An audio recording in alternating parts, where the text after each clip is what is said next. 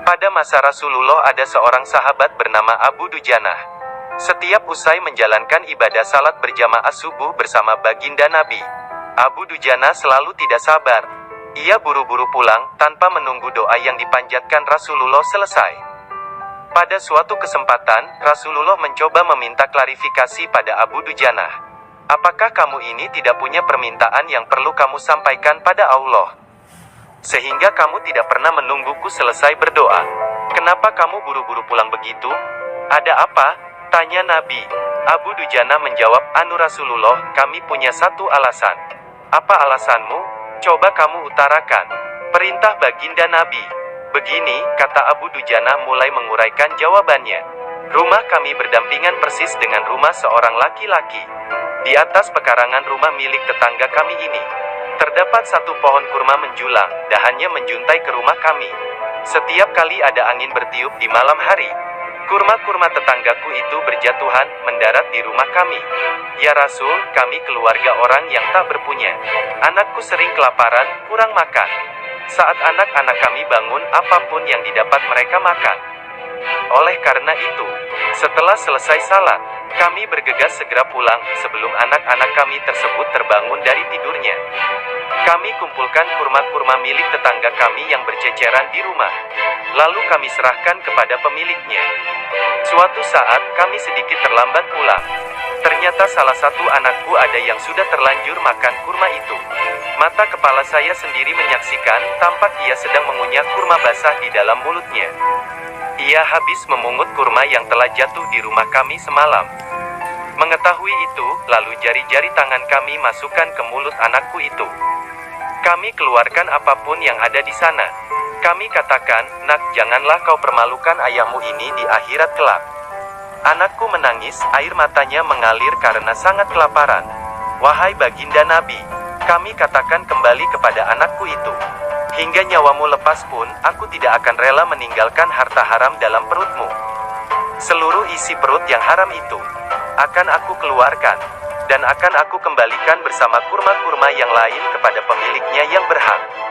Pandangan mata Rasulullah sontak berkaca-kaca, lalu butiran air mata mulianya berderai. Baginda Rasulullah Muhammad mencoba mencari tahu, siapa sebenarnya pemilik pohon kurma yang dimaksud Abu Dujanah dalam cerita yang disampaikannya. Abu Dujanah pun kemudian menjelaskan, pohon kurma tersebut adalah milik seorang laki-laki munafik. Tanpa basa-basi, baginda Nabi mengundang pemilik pohon kurma.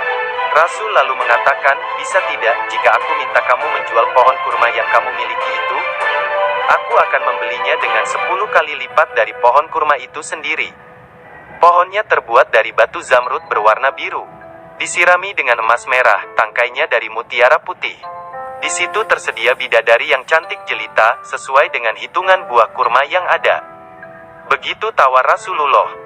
Pria yang dikenal sebagai orang munafik ini lantas menjawab dengan tegas, saya tak pernah berdagang dengan memakai sistem jatuh tempo. Saya tidak mau menjual apapun, kecuali dengan uang kontan dan tidak pakai janji kapan-kapan. Tiba-tiba Abu Bakar As-Siddiq datang. Lantas berkata, ya sudah, aku beli dengan 10 kali lipat dari tumbuhan kurma milik Fulan, yang varietasnya tidak ada di kota ini, lebih bagus jenisnya. Si munafik berkata kegirangan, oke, ya sudah, aku jual.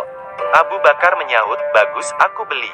Setelah sepakat, Abu Bakar menyerahkan pohon kurma kepada Abu Dujanah seketika. Rasulullah kemudian bersabda, hai Abu Bakar, aku yang menanggung gantinya untukmu. Mendengar sabda Nabi ini, Abu Bakar bergembira bukan main. Begitu pula Abu Dujanah. Sedangkan si munafik berlalu. Ia berjalan mendatangi istrinya, lalu mengisahkan kisah yang baru saja terjadi. Aku telah mendapat untung banyak hari ini. Aku dapat 10 pohon kurma yang lebih bagus.